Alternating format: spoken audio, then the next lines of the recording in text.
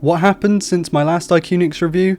Well, I broke it by spilling coffee on it, and I tried fixing it and that didn't work, and then I became infatuated by keyboards and ended up buying loads of mechanical ones, semi-building with preset boards, and then I even had made a hot swappable one.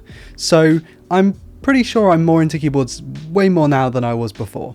Anyway, I reached out to iQunix and asked if I could borrow, or rather be given, I don't know if they want them back yet, these two keyboards, and today I'm going to be reviewing one of them. This is the funky one. Hey guys, I'm Ryan Thomas, and this is my review of the iQunix L80. Also, sorry if you hear like a whir or there's like extra hissing or something. I have to have my computer on in the background to record the audio and it's a little bit loud. So let's start this review with the pricing and availability. This thing is 170 USD on a deal right now, which puts it pretty in line with Ducky's 1.2 line. I was about to say 1.2 mini, but I meant their 1.2 line. However, at full price, this thing's 265 USD, which is pretty damn expensive for an off-the-shelf keyboard. But we'll talk a little bit more later on why this isn't actually your typical run-of-the-mill off-the-shelf keyboard. In the box you get the board itself, a handy dust cover which I very much appreciate, my room gets very dusty, colour-coded USB-C to A braided cable which I didn't really use much during my testing, a keycap and switch puller all in one, some extra keys for those who use Mac computers, stickers, a brush. It's a pretty comprehensive little kit this. The board itself is 75% in its layout, meaning that you get your standard alphanumerics, you get home and page up, page down, your arrow keys and your function keys, but it's not quite a 10 keyless. This particular board has them kind of separated into groups anyway, as you'll see in the B-roll. The standout feature of the L80 is undoubtedly its design. You look at it, you think, wow, that does not look like your typical keyboard. This one is very retro looking in my opinion. It looks fantastic. I think it fits in really well with like a retro gamer aesthetic. It's not something I would typically use, as I'm very much into 60% boards that take up as little space as possible whilst I can game as well as write things at the same time. But this board, my god, I love the look of it. My fiance Katie loves the look of it as well and has asked many times if she can have the keyboard. It's just a really nice looking board, but of course it's not going to fit everyone's aesthetic, so if you are more into a minimalist design, this isn't going to be for you. It's a plastic housing, but a fairly hefty board and feels very solid and heavy with adjustable feet, and it comes with a wide and a wireless mode. So this has a switch on the bottom. Yes, this thing is wireless too, use it with your Macs.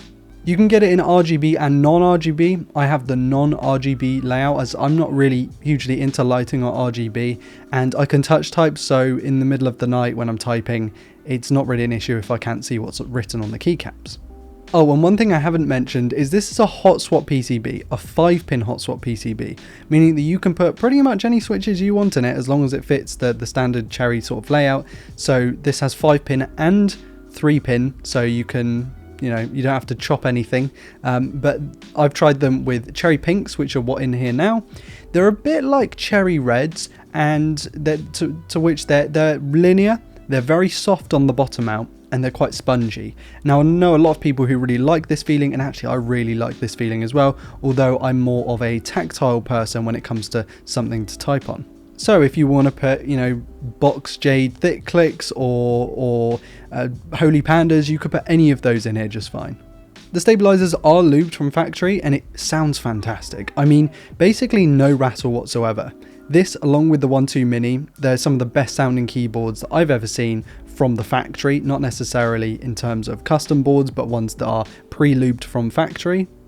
There is a little bit of a ping, and I'm not sure if this is spring ping from within the switch or within the board itself, but it's something to look out for if you're really, really picky when it comes to sound. But I will leave you to decide by inserting the sound clip now.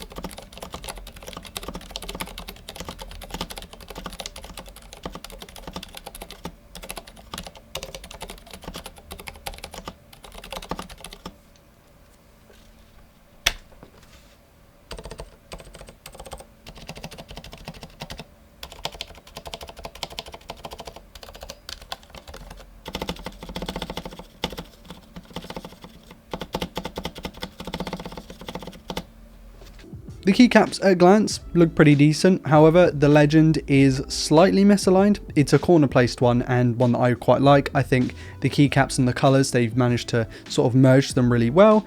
They're not the best keycaps, they are PBT, meaning they are longer lasting supposedly than ABS plastic.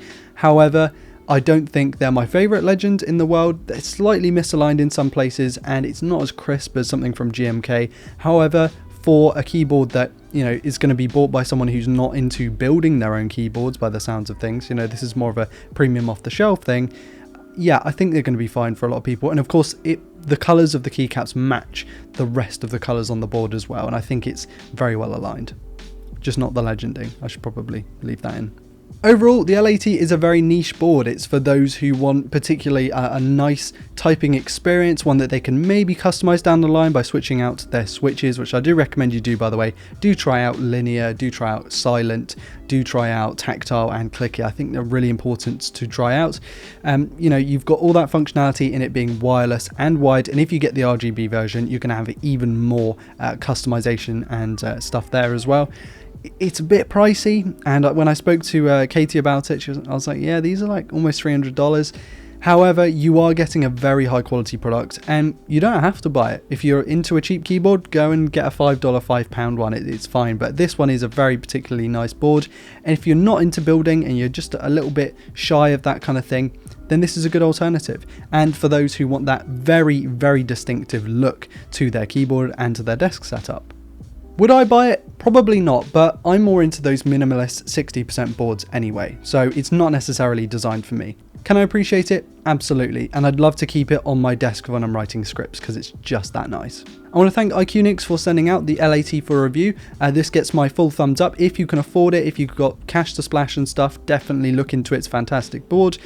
Otherwise, you know, they have other options, cheaper options on their site as well, and I have reviewed those. I will be reviewing the S87, I believe it is. I'll correct myself for the next video. So this week is keyboard videos, guys, and then next week we're back to our standard programming.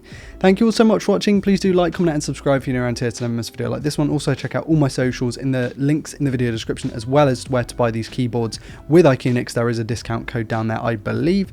Anyway, I'm Ryan Thomas, and I'll catch you later. Peace.